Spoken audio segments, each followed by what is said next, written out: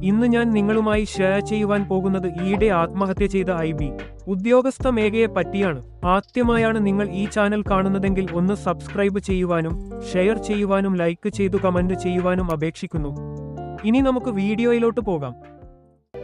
IB ഉദ്യോഗസ്ഥയായ മേഘയുടെ അതിദാരുണമായ മരണം നമ്മെ ഏവരെയും വളരെയധികം വേദനിപ്പിച്ചു. നല്ല വിദ്യാഭ്യാസവും നല്ല സോഷ്യൽ സ്റ്റാറ്റസുള്ള ജോലിയും ഉണ്ടായിട്ടും എന്തുകൊണ്ട് ഇവൾ ആത്മഹത്യ ചെയ്തു? ഇങ്ങനെയുള്ള സംഭവങ്ങൾ ഇവിടെ ഇപ്പോൾ ആവർത്തിച്ചുകൊണ്ടേയിരിക്കുന്നു. പെൺകുട്ടികൾക്ക് ഒട്ടനവധി അവസരങ്ങൾ, വിദ്യാഭ്യാസം, ജോലി എന്നിവയെല്ലാം ഉണ്ടെങ്കിൽ തന്നെയും അവർ നിരവധി വെല്ലുവിളികളും സമ്മർദ്ദങ്ങളും നേരിടുന്നുണ്ട്. എന്തുകൊണ്ട് ഇങ്ങനെയുള്ള സംഭവങ്ങൾ ആവർത്തിക്കുന്നു എന്നത് ചിന്തിക്കേണ്ട ഒരു സംഗതിയാണ്. പെൺകുട്ടികൾ വിഷലിപ്തമായ ബന്ധങ്ങളിലും വിശ്വാസവഞ്ചനകളിലും അകപ്പെടുന്നു.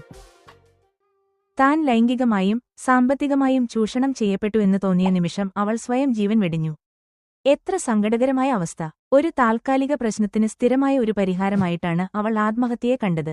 ഒരു ബന്ധത്തിൽ അകപ്പെടുന്നതിനു മുൻപേ എല്ലാവരും മനസ്സിലാക്കേണ്ട വലിയ സത്യമാണ് താൻ ശരിയായ ബന്ധത്തിലാണോ അകപ്പെട്ടിരിക്കുന്നത് എന്നത്. ഇത് എങ്ങനെ തിരിച്ചറിയുവാൻ സാധിക്കും? 1.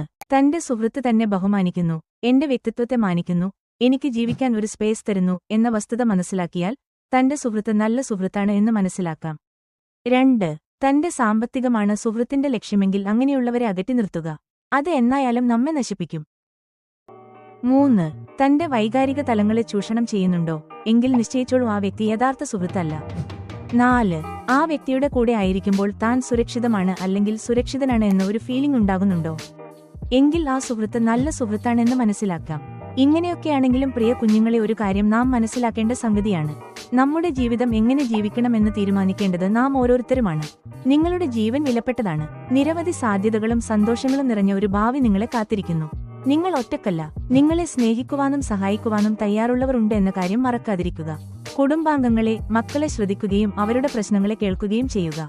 അവർക്ക് സ്നേഹവും പിന്തുണയും നൽകുക. തുറന്നു സംസാരിക്കാനുള്ള ഒരു സൗഹൃദ അന്തരീക്ഷം സൃഷ്ടിക്കുക. അവരുടെ മാനസിക ആരോഗ്യത്തിന് വലിയ പ്രാധാന്യം നൽകുക.